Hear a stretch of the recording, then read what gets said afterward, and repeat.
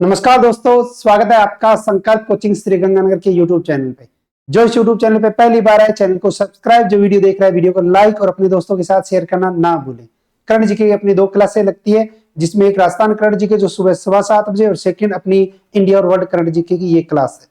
अगर आप रीट और सेकंड गेट की तैयारी कर रहे हैं तो आपको केवल राजस्थान कर्ण जी की क्लास लगानी, ये क्लास नहीं लगानी। इसके अलावा आप किसी भी प्रतियोगी परीक्षा की तैयारी कर रहे हैं, फर्स्ट ग्रेड, RAS, इसके अलावा SI है, आपका ग्राम विकास अधिकारी है, पटवारी है, जेल प्रहरी है, ठीक है, SSC बैंक की तैयारी कर रही हैं, तो आपके लिए ये बहुत अच्छी क्लास है। इसके अलावा अपने करंट अफेयर्स की मासिक पत्रिका का 3रा संस्करण मार्केट में उपलब्ध है और जिला दर्शन 41 जिलों के आधार पर 21 जनवरी से ये प्रारंभ होने जा रहा है, जिसकी फीस है मात्र 699 रुपए। आज ही डाउनलोड कीजिए संकल्प ऐप और आप अपना कोर्स परचेज कर सकते हैं, जो विकास सुतार सर के द्वारा करवाया जाएगा।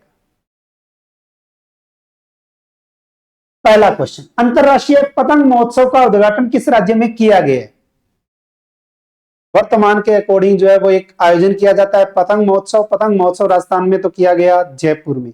लेकिन अगर हम भारत की बात करें तो भारत का राज्य आता है गुजरात, और गुजरात में है अहमदाबाद, और गुजरात के अहमदाबाद में एक महोत्सव जिसका नाम आता है अंतरराष्ट्रीय पतंग महोत्सव, और अंतरराष्ट्रीय पतंग महोत्सव का उद्घाटन किया गया। गुजरात की विशिष्ट पहचान अंतरराष्ट्रीय पतंग महोत्सव अहमदाबाद में शुरू किया गया। इसका उद्घाटन गुजरात के मुख्यमंत्री भूपेंद्र पटेल ने किया। इस पतंग महोत्सव में भाग लेने के लिए देश के 11 राज्यों से 52 और 47 देशों के 143 पतंगबाज पहुंचे। यह आयोजन साबरमती रिवर फ्रंट पर 14 जनवरी तक चलेगा, यानी कि 14 जनवरी तक चला था। तो 47 देशों के 143 पतंगबाज और 11 राज्यों के अंदर जो है वो 52 जो है वो व्यक्तित्व यहां आए। नेक्स्ट, 14 जनवरी 2025 को मिशन मौसम का उद्घाटन किसके द्वारा किया गया? कौन सा मिशन मौसम? मिशन मौसम का उद्घाटन कब हुआ? 14 जनवरी 2025 को। अगर पूछे किसके द्वारा किया गया तो यह किया गया हमारे देश के प्रधानमंत्री श्रीमान नरेंद्र मोदी जी के द्वारा। प्रधानमंत्री नरेंद्र मोदी जी के द्वारा 14 जनवरी 2025 को मिशन मौसम का जो है वो उद्घाटन किया गया। और ये उद्घाटन अगर पूछे कब किया गया तो भारतीय मौसम विज्ञान विभाग के 150वें स्थापना दिवस पर किया गया। तो भारतीय मौसम विज्ञान विभाग का 150वां स्थापना दिवस जो वर्तमान में मनाया गया। मिशन मौसम का लक्ष्य अत्याधुनिक मौसम निगरानी तकनीक और प्रणाली विकसित करना है। प्रधानमंत्री ने मौसम विभाग के 150 वर्ष पूर्ण होने पर एक सिक्का भी जारी किया गया तथा IMD विजन 2047 डॉक्यूमेंट्स भी जारी किया गया है, जिसमें मौसम पूर्वानुमान, मौसम प्रबंधन और जलवायु परिवर्तन की समस्या से निपटने की प्लानिंग का ब्लूप्रिंट है। नेक्स्ट, भारतीय सेना में 3rd जनरेशन की किस मिसाइल को शामिल किया गया? भारतीय सेना में एक मिसाइल को शामिल किया गया जो 3rd जनरेशन की है, और 3rd जनरेशन की अगर पूछे कौन सी मिसाइल है तो वो है नाग मिसाइल, नाग MK2 मिसाइल। नाग MK2 मिसाइल का अगर परीक्षण पूछे कहां किया गया तो हमारे राजस्थान के पोखरण जैसलमेर में किया गया था। और भारत ने 14 जनवरी 2025 को अपनी 3री पीढ़ी की स्वदेशी एंटी टैंक गाइडेड मिसाइल नाग का सफल परीक्षण किया। यह मिसाइल फायर एंड फॉरगेट तकनीक पर आधारित है। इसे एक ही बार निर्देशित करने की आवश्यकता है, जिसमें यह 230 मीटर प्रति सेकंड की रफ्तार से अपना लक्ष्य भेज सकती है। वह भी एक ही निर्देशन द्वारा। इस मिसाइल को DRDO ने 300 करोड़ रुपए की लागत से विकसित किया है, तो DRDO के द्वारा विकसित की गई है। नेक्स्ट, 14 जनवरी 2025 को आयुष्मान जन आरोग्य योजना को किस राज्य द्वारा लागू किया गया? जिस राज्य ने लागू किया वो लागू करने वाला देश का कौन सा राज्य है? यह भी क्वेश्चन बहुत अच्छा बनता है। तो हमारे भारत का एक राज्य आता है जिस राज्य का नाम है ओडिशा, और ओडिशा राज्य ने 14 जनवरी 2025 को अपने राज्य में एक योजना को लागू किया। योजना का नाम आता है आयुष्मान जन आरोग्य योजना। आयुष्मान जन आरोग्य योजना को लागू करने वाला ओडिशा अगर पूछे कौन सा राज्य है तो 34वां। केंद्र शासित प्रदेशों को मिलाकर है, इस बात का भी ध्यान रखना। तो आयुष्मान जन आरोग्य योजना को लागू करने वाला 34वां राज्य है ओडिशा। ओडिशा आयुष्मान जन आरोग्य योजना को लागू करने वाला कौन सा राज्य है तो 34वां बना है। यह योजना सितंबर 2018 में शुरू की गई थी। इसमें प्रत्येक पात्र परिवार को हर साल 5 लाख रुपए तक का स्वास्थ्य बीमा दिया जाता है। यह योजना भारत सरकार की एक प्रमुख स्वास्थ्य योजना है जिसे राष्ट्रीय स्वास्थ्य प्राधिकरण द्वारा संचालित किया जाता है।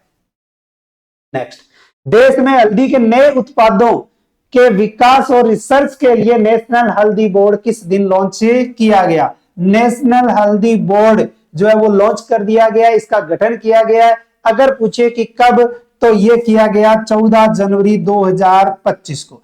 14 जनवरी 2025 को हल्दी के नए उत्पादों के विकास और रिसर्च के लिए नेशनल हल्दी बोर्ड का क्या कर दिया गया है? गठन कर दिया गया है। तो उद्घाटन केंद्रीय वाणिज्य और उद्योग मंत्री पीयूष गोयल ने वर्चुअली इसका उद्घाटन किया है। इस बोर्ड के अध्यक्ष अगर पूछे कौन है, तो पल्ले गंगा रेड्डी। पल्ले गंगा रेड्डी को जो है वो इनका अध्यक्ष घोषित किया गया है। नेशनल हल्दी बोर्ड का मुख्यालय अगर पूछे कहां है, तो निजामाबाद में। निजामाबाद कहां है? तेलंगाना में। सिंपल सा क्वेश्चन आएगा, नेशनल हल्दी बोर्ड का मुख्यालय निजामाबाद, तेलंगाना। नेशनल हल्दी बोर्ड का अध्यक्ष पल्ले गंगा रेड्डी। नेशनल हल्दी बोर्ड का उद्घाटन उद्योग मंत्री पीयूष गोयल के द्वारा किया गया। कब किया गया? 14 जनवरी 2025 को किया गया। खेती से जुड़े किसानों के कल्याण और अच्छी वैरायटी के साथ साथ निर्यात पर ध्यान केंद्रित होगा। वैश्विक हल्दी व्यापार में भारत की हिस्सेदारी 62% से अधिक है। और भारत से हल्दी के निर्यात में अगर पूछे कि योगदान किसका है, तो तेलंगाना का है। 30% योगदान तेलंगाना का है। इसीलिए बोर्ड जो गठन किया गया है उसका मुख्यालय तेलंगाना में स्थापित किया गया है। नेक्स्ट, भारत की नवीकरणीय ऊर्जा की कुल स्थापित क्षमता 180.80 गीगावाट से बढ़कर 2024 में कितनी हो गई है? यानी दिसंबर 2024 में एक रिपोर्ट आई है और उस रिपोर्ट में अगर पूछे कि नवीकरणीय ऊर्जा की कुल स्थापित क्षमता कितनी हो चुकी है, तो ये हो चुकी है 209.44 गीगावाट। कितनी हो चुकी है? 209.44 गीगावाट जो है वो भारत में नवीकरणीय ऊर्जा की कुल स्थापित क्षमता है। नवीन और नवीकरणीय ऊर्जा मंत्रालय ने 13 जनवरी 2025 को यह सूचना प्रसारित की है। भारत नवीकरणीय ऊर्जा क्षमता में वर्ष 2023 में 180.80 गीगावाट था, जो वर्ष 2024 में बढ़कर 209.44 गीगावाट हो चुका है। वर्ष 2024 में इसमें कुल 28.64 गीगावाट क्षमता जोड़ी गई है। यह आंकड़े पिछले वर्ष की तुलना में 15.84% की बढ़ोतरी को दर्शाता है। तो बढ़ोतरी अगर पूछे कितने प्रतिशत, तो 15.84%। कितने गीगावाट? 28.64 गीगावाट की बढ़ोतरी। 2023 में कितनी थी? 180.80 गीगावाट। और अगर 2024 में पूछे तो 2009.44 गीगावाट जो है वो नवीकरणीय ऊर्जा जो है वो उत्पादित होती है। वर्ष 2024 में सौर ऊर्जा 24.54 गीगावाट बढ़ी, जो 2023 में 73.32 गीगावाट थी। भारत ने साल 2030 तक 500 गीगावाट नवीकरणीय ऊर्जा प्राप्त करने का लक्ष्य रखा है। नेक्स्ट, 13 जनवरी 2025 को रोजाना आपको नए नए क्वेश्चन मिलेंगे। रोजाना ये 15 मिनट की क्लास आप लगाया करें, रोजाना लगाते रहोगे, आपका करंट अपडेट होता रहेगा। करंट कोई सब्जेक्ट नहीं है, करंट आपकी रोजाना जो geography, history, culture, science technology से जुड़ा हुआ अपडेट डाटा है। आज ये करंट है, कल आपकी जियोग्राफी, हिस्ट्री या साइंस टेक्नोलॉजी से जुड़ जाएगा। 13 जनवरी 2025 को ओडिशा में प्रमुख डेयरी और पशुधन पहल का उद्घाटन किसके द्वारा किया गया? किस राज्य में किया गया? ओडिशा में। कब किया गया? 13 जनवरी 2025 को। कौन सा? प्रमुख डेयरी और पशुधन पहल का उद्घाटन। और यह उद्घाटन किया गया है हमारे देश की राष्ट्रपति जी के द्वारा। और हमारे देश की राष्ट्रपति अगर पूछे कौन है, तो राष्ट्रपति है द्रौपदी मुर्मू। हमारे भारत की राष्ट्रपति द्रौपदी मुर्मू जी के द्वारा ओडिशा राज्य में प्रमुख डेयरी और पशुधन पहल का क्या किया गया? उद्घाटन किया गया। इस कार्यक्रम का उद्देश्य है ग्रामीण आजीविका को बढ़ाना, पशुधन उत्पादकता के सुधार और क्षेत्र में पोषण संबंधित चुनौतियों का समाधान करना है। इससे ओडिशा दूध खरीद क्षमता को 5 लाख से बढ़ाकर 10 लाख लीटर प्रतिदिन करेगा। इस योजना में ओडिशा के मयूरभंज जिले में चिन्हित लाभार्थियों को 3000 हाई जेनेटिक मेरिट वाले मवेशियों का डिस्ट्रीब्यूशन शामिल किया गया। इस पहल को मत्स्य पालन, पशुपालन और डेयरी मंत्रालय के तहत नेतृत्व में शुरू किया गया। नेक्स्ट, अमेरिकी पत्रिका अमेरिका की पत्रिका है ट्रैक एंड फील्ड न्यूज, और इस ट्रैक एंड फील्ड न्यूज ने 2024 का सर्वश्रेष्ठ भाला फेंक जेवलिन थ्रो खिलाड़ी किसे नामित किया है? तो एक पत्रिका आती है, वो पत्रिका किस देश की है? अमेरिका की है। पत्रिका का नाम है ट्रैक एंड फील्ड न्यूज, और उसने 2024 का सर्वश्रेष्ठ जेवलिन थ्रो भाला फेंक खिलाड़ी अगर पूछे किसे, तो हमारे भारत का नीरज चोपड़ा। और नीरज चोपड़ा का संबंध अगर पूछे कि किस राज्य से है, तो हरियाणा राज्य से है। किस खेल से है, तो जेवलिन थ्रो से संबंधित है। टोक्यो जापान के अंतर्गत जो 2021 में आयोजन हुआ था उसमें जीता था स्वर्ण पदक, और 2024 पेरिस में आयोजन हुआ उसमें जीता इसने रजत पदक। 2024 में एकमात्र रजत पदक जीतने वाला वो खिलाड़ी अगर कोई है तो वो नीरज चोपड़ा है। 2020 टोक्यो ओलंपिक स्वर्ण पदक जीता नीरज चोपड़ा सर्वश्रेष्ठ खिलाड़ी चुने गए। नीरज चोपड़ा ने वर्ष 2024 के पेरिस ग्रीष्मकालीन ओलंपिक में रजत पदक जीता, जबकि स्वर्ण पदक पाकिस्तान के अरशद नदीम ने जीता था। अरशद इस पत्रिका में 6ठे स्थान पर। नेक्स्ट, इंडियन पुलिस फाउंडेशन का नया अध्यक्ष किसे नियुक्त किया गया है? किसका? Indian police foundation. Indian police foundation का जो नया अध्यक्ष बनाया है वो बनाया है ओपी सिंह को। किसे बनाया है? ओपी सिंह को बनाया है। तो ओपी सिंह वर्तमान में किसके अध्यक्ष हैं? इंडियन पुलिस फाउंडेशन के अध्यक्ष हैं।